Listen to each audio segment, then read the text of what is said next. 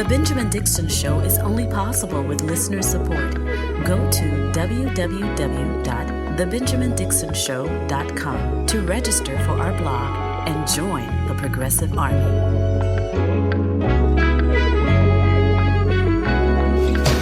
Look, it's obvious by tonight's motion to adjourn that Kevin McCarthy and his supporters are already getting voter fatigue. And I asked you a simple question, Congresswoman. I feel like I'm getting a liberal. I'm not going to support Kevin McCarthy, Sean. Okay, so even if you only have 30 votes, Kevin McCarthy, you will not abide by what you told President Trump to abide by. Which I don't believe I will be. I feel like we've made progress. Look, I love President Trump. You're not going to turn me on him. You're not going to pit him against me. Not trying to pit him against you. That's what you said to him. And I am standing. I have You're the seen one that said it to trust. him. I have seen the lack of accountability. Well, we are getting phone calls saying that we need to stop this. Kevin does not have the votes for Speaker. Period. We need to find a consensus candidate, get this right, and get our country back on track. Trouble in conservative paradise. What happens when all of your bad faith tactics, conservatives, all of your disingenuous arguments, bad faith arguments? What happens when all of your red herrings and all of your deflections, when every technique that you have used to get our country where we are right now? I mean, look at America. We are where we are because conservatives have, for the last generation, used every deceitful, gaslighting tactic possible in order to block progress, and now it's coming home to roost. Their children, this was the sound of Lauren Boebert. That was the sound of Lauren Boebert on Sean Hannity last night, giving to Sean Hannity exactly what conservatives do when you try to ask them and have an interview with them. Now, Sean is very slick. He knows how to project as much as the rest of the Republicans do. And he's trying to say in this clip that this is how liberals behave. You know, I feel like I'm getting a liberal. I'm not going to support Kevin McCarthy, Sean. No, Sean, you're getting an answer from a conservative who is using the exact same techniques and tactics that you all have engaged in for the last generation. This is what you get, Kevin McCarthy. This is what you get. This is what you get, Dan Crenshaw. You know, all of these conservatives are now trying to look like they, unfortunately, the side effect of all of the schadenfreude is that people like Dan Crenshaw, the one-eyed representative from the 2nd Congressional District of Texas, he gets to look like he's reasonable when he is part and parcel of everything that Matt Gaetz and the 19 other, holdouts believe. This is really a power play. I want folks to understand this is not only a big, limelight situation moment for Lauren Boebert, who went on all the shows last night.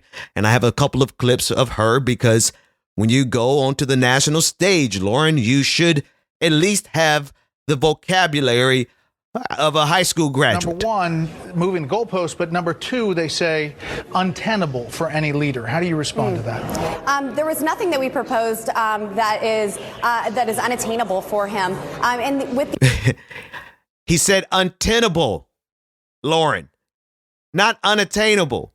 But this is Lauren Boebert's big moment. And in addition to this being her big moment, I think she is out here, along with Matt Gaetz and the 18 other holdouts. I think that they are out here, specifically Lauren, on behalf of the white evangelical Christian nationalists that we've been talking about. Listen to this prayer from far right-wing pastor Andrew Womack as he laid hands and prayed for, as so many other times these white evangelicals have reached out and utilized Lauren Boebert as their vessel. Listen in. And after we pray for you, I would like you to lead us in prayer for our government and for this nation, because you have an inroad into it that most of us don't. Yes, sir. Yes. So, Father, all of us just agree right now, and we pray for Lauren. Thank you, Father, for speaking to her, for calling her, for helping her to win, putting her in a position. Thank you that she is a thorn in the flesh of those who are trying to destroy this nation.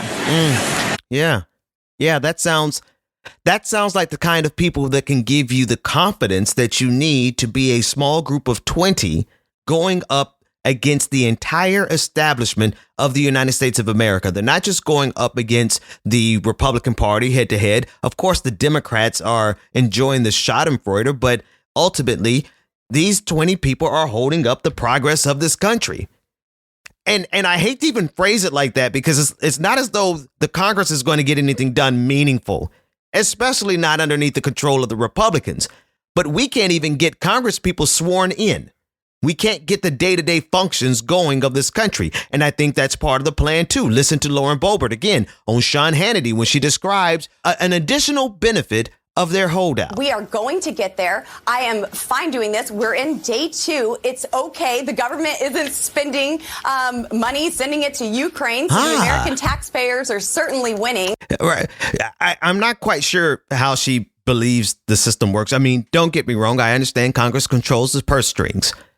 But Lauren Boebert is punching above her pay grade at this moment. And she's able to stand there with a level of ignorance mixed with overconfidence. And I'm like, where does she get this kind of confidence from? She's getting this confidence along with Matt Gaetz. They're getting this from these far right wing evangelicals who also align with Vladimir Putin. Listen to Lauren Boebert on TBN, the Trinity Broadcasting Network, on their program Flashpoint. And God has a great plan for America. And anyone who is involved in that right now, I just believe is involved in the very plan of God working in our country. He has declared a blessing over our country, and he is faithful. He is not a man that he should lie, nor the son of man that he should repent. And he has a plan for our nation that is great and wonderful and prosperous. So I know without a shadow of a doubt, like the people who are backing Lauren Boebert in this, her big moment, along with Matt Gaetz, along with the rest of these, the portion of the Freedom Caucus. It's not the entire Freedom Caucus, but you have Andy Biggs, Dan Bishop, Andrew Clyde, Eli Crane, Bob Good, Paul Gosar, that clown, Byron Donalds. All of them, especially Lauren, they're standing up there with the confidence of the religious zealots. I guarantee you, if you scratch the surface of every single one of those individuals, those 20 who are holding up, and I'm enjoying it, keep holding it up. Don't stop now. Run the distance. Because I think the world really needs to see what happens when you take an entire generation of political leaders and allow them to win through gaslighting, to win through lying, to win through bad faith arguments, to win through sophistry. This is the totality of the Republican Party, and their chickens are coming home to roost. Every one of them, from Sean Hannity to Donald Trump to Tucker Carlson to Candace Owens, all of that entire cabal, they have built an entire Rush Limbaugh, wherever he's resting, they all contributed to creating this mess where Lauren Boebert and her coalition get to stand up against the Republican coalition in bad faith and declare that the one with the majority of the votes needs to step down. I mean, that's election denialism, isn't it, Donald? My favorite president call us and tell us we need to knock this off. I think it actually needs to be reversed. Yeah. The president needs to tell Kevin McCarthy that, sir, you do not have the votes and it's time to withdraw. With that, I yield. Thank you. Now that's the confidence that God gives you. Or in this case, their false god of white supremacy, white evangelical Christian nationalism, which I believe is one of the biggest threats. Not I believe, I know. One of the biggest threats to this country.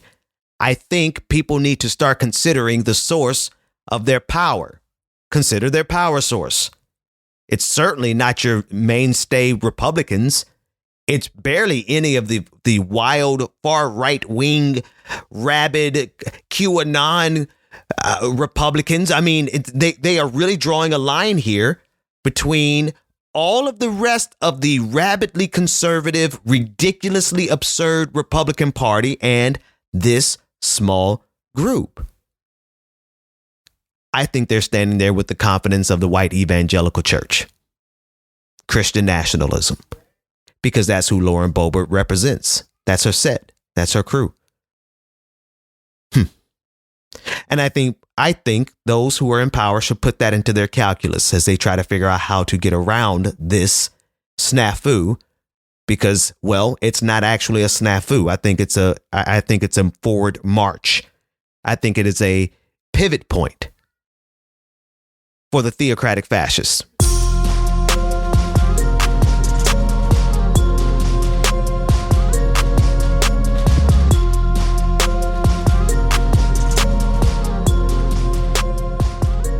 In the coming weeks, I'll be speaking with more professors and scholars on what I believe is the march towards fascism that America is genuinely on. I have been speaking this week with Professor Harvey Kaye. He is the Professor Emeritus of Democracy and Justice Studies at the University of Wisconsin-Green Bay. He's also the author of The Fight for the Four Freedoms, What Made FDR and the Greatest Generation Truly Great. Also author of Take Hold of Our History, Make America Radical Again. And this week's focus is on how we got here as a nation.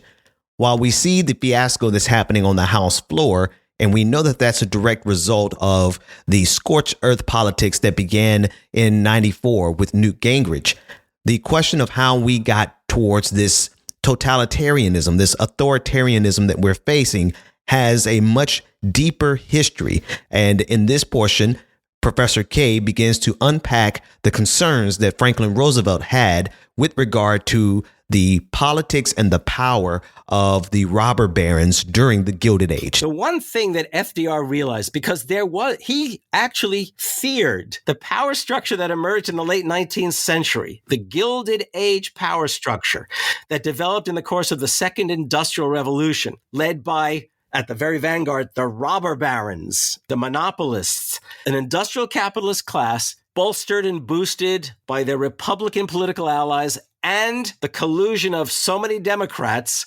I mean, especially Southern Democrats, as long as you leave us alone with our segregation in the South, we can live with all this. Those folks were denying to Americans the promise made in 1776 and the promise that Lincoln thought would finally be realized, that, as he said in the Gettysburg Address, a new birth of freedom. To whatever extent there was that new birth of freedom, it didn't happen in the South as the Bourbon regimes took hold and suppressed African-American Reconstruction. As somebody once said, it's the African-Americans of the South who first brought democracy to the South and then literally saw it crushed. Also across the country, workers literally were being stomped upon as they tried to organize labor unions. So they were being denied the rights that had been promised in the beginning, that Lincoln had believed might literally come to fruition after the Civil War. So they not only were denying the nation's promise, in the 30s, 1929, 1930, before FDR had become president, that very same ruling class power structure brought on the Great Depression.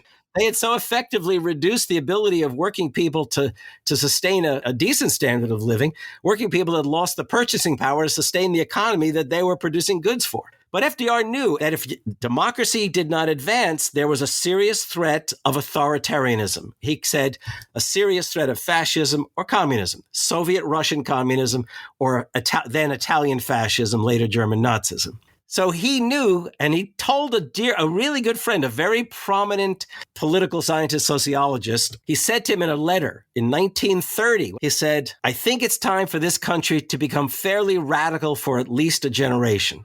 What he did, in alliance with this labor movement, and indeed, in its own fashion, a whole host of civil and civic organizations, is they made America radical for a generation. This is the third and final part of my interview with Professor Harvey Kaye as we discuss the historical build up to this creeping fascism. And as he outlines this timeline, it's important to realize that most of everything that we are facing today is a reaction to the progress of the 20th century. The visceral reaction that business owners, conservatives, and reactionaries had to the progress of labor, of minorities, particularly black people in the South, and of the progress that was made by any number of marginalized groups. Now, we focus primarily on the role that conservatives have played, but Professor Harvey Kaye is a straight shooter. Listen as he outlines the Democratic Party's culpability in this push towards fascism. We have faced this crisis ever since the 70s. What Carter did is he pursued the neoliberal option in the 70s. What did Clinton do? As inequality we were living in the second Gilded Age of the late 19th century. The effing billionaires emerge. Okay, what talked about multimillionaires in the past when I was growing up, all of a sudden we're talking billionaires with the threat of trillionaires emerging, right?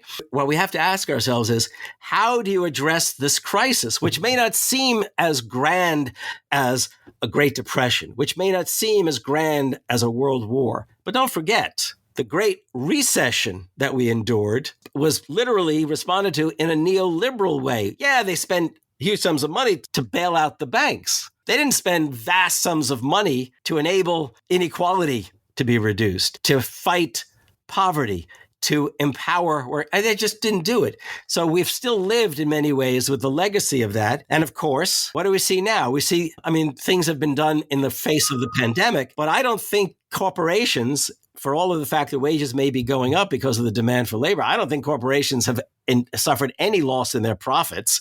Okay, the rich are probably getting all the richer. What we need is, for lack of a better way of putting it, we need a New Deal. In fact, I'd go further. I know you had Alan Minsky and me on the show, was it last spring? I think we did it. Yes, where Alan and I presented what really was a resurrection of FDR's idea of enacting an economic bill of rights for all Americans to guarantee a job at a living wage, the right to organize a union and bargain collectively, the right to a comfortable home, the right to health care, the right to education as far as your abilities might take you, and on and on and on. We outlined 10 economic rights that should be enacted. We need, I know people attack me for making too much of FDR, but it's not FDR. It was a generation that made all of that happen. My parents' generation, as a matter of fact. There's no wonder that coupled with this push towards fascism, this theocratic fascism, the extremism that we see at every level of the conservative movement, the resurgence of white supremacy, the march of Proud Boys and Boogaloo Boys all across this country, we should not be surprised that coupled with this very open push towards fascism, we see the economic difficulty of the average American skyrocketing. We see the inequality skyrocketing. The housing crisis is out of hand. The homelessness rate is higher than ever before. Wages are stagnant, but inflation keeps going up as a result of corporate greed. As we look at all of the conditions surrounding this current day and age, clearly we're living in a new Gilded Age, but is there any question as to why this type of economic despair is mirrored and paired perfectly with the march towards fascism? Workers' wages, generally, this is true across the board, have not risen dramatically since the early 70s. Not because of economic forces, because of political forces that were busting unions. Have workers seen a restoration of their rights to organize, bargain collectively, practice industrial democracy? No. Have we seen a new Voting Rights Act? A real Voting Rights Act to empower people in whoever they are in America to be able to go in and cast their vote? No, we haven't. There's so many promises that were not kept. This is part 3 of my conversation with Professor Harvey Kaye. The remaining portion will be available to patrons only, patreon.com/the BPD show. I'll have the rest of this interview in the patrons only segment. And beginning next week, I'll be speaking with several other professors to discuss this creep towards fascism that is occurring in this country. And it's not only occurring on a religious front in terms of the theocratic fascists. It's happening on an economic front. It's happening on the political front. And we want to confront it from all sides so that everyone can be fully aware of just how deeply rooted this move towards fascism is in this country. We'll be back right after this break. Go to www.patreon.com/The BPD Show and get twice the content and unfiltered interviews without any of the commercial interruptions. And here we go. Very special thank you to two supporters who decided to support us via Cash App. Rosalba Valvadinos, thank you so much for your Cash App. And Brother Lateef, thank you as always for your Cash App. You too can become a part of this Cash App family and this Patreon family by going to patreon.com/The BPD Show. Oh, wait a minute. Or if you want to just send a Cash App to support the show, Cash App BPD 2018. However you want to support the show, this show is not possible without you, the listener. Patreon.com/The BPD Show, where you get twice the content, none of the commercial interruptions, and you get access to our upcoming patron party. We'll give you more of the details. Patreon.com/The BPD Show. And everyone else, here are a few commercials you can support for free. I hope there's nothing from like oil companies on here, though. Welcome back to the Benjamin Dixon Show. Visit us online at thebenjamindixonshow.com. Welcome back. Yep. Welcome back, everybody. 8 votes. As of this recording, Kevin McCarthy has lost in 8 separate votes. It does not appear that this group of 20 extremely radical conservatives, extremely rebellious conservatives. I actually love this group. I'm not going to lie. I'm enjoying the Schadenfreude. Yes, I am. I'm not above it. I love the fact that these 20 individuals have unleashed onto the Republican Party exactly what the Republican Party has unleashed on America for the last generation. So hold the line, folks. It is disrupting the flow and the process of the House of Representatives. And so it is interrupting with some of the business of the country. But I think it's important for America to see exactly what they have given birth to, what this conservative reactionary movement has given birth to. So we're going to keep our eyes on that. Also this week, we were keeping our eye on Damar Hamlin, the safety for the Buffalo Bills, who went into cardiac arrest on Monday night during the football game and collapsed, and took about 10 minutes to resuscitate him. He's still in critical condition. We spoke about it the other day, and we spoke about it from the perspective of all of the anti-vaxxers who jumped on this like leeches and used this as an opportunity to attack the vaccine, whereas we have no evidence whatsoever, no reason to even speculate that it had anything to do with the vaccine because of the safety of the vaccine, despite all of the propaganda. But I don't want to talk about that particular angle today. I just that part still irritates me to no end. The commitment that these anti-vaxxers have to their lies, and quite frankly, the commitment they have to ensuring that more and more people die from this pandemic. Extremely frustrating. But I want to play a clip for you of Garrett Bush, who is the host of the Ultimate Cleveland Sports Show. And this is a clip that has gone viral on Twitter with over getting close to 6 million. Yeah, over 6 million views, as he discusses this from a position of labor. He talks about the reality, labor and disability in the NFL. And he laid some things on the line. To be quite honest with you, this clip, as it goes viral, you'll understand why a lot of what this guy is saying is rather revolutionary when you consider the stranglehold that the NFL, the owners, have on America. Listening to Garrett Bush. Yeah, you could die. They don't even know they could die out here. We sit here and talk about this stuff every single time. Schedule remakes, how we gonna make it up, what the league feels about it. I don't give a damn what the league feels about it. Let's keep it real. Why we don't talk about the stuff that matter?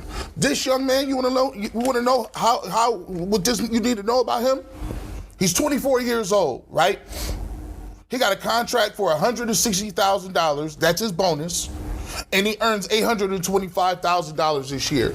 You say, G. Bush, why are you talking about this man's money? Because guess what? He's been in the league 2 years. That means he's not vested. That means if he never plays another down in his life, he don't get another check from the NFL.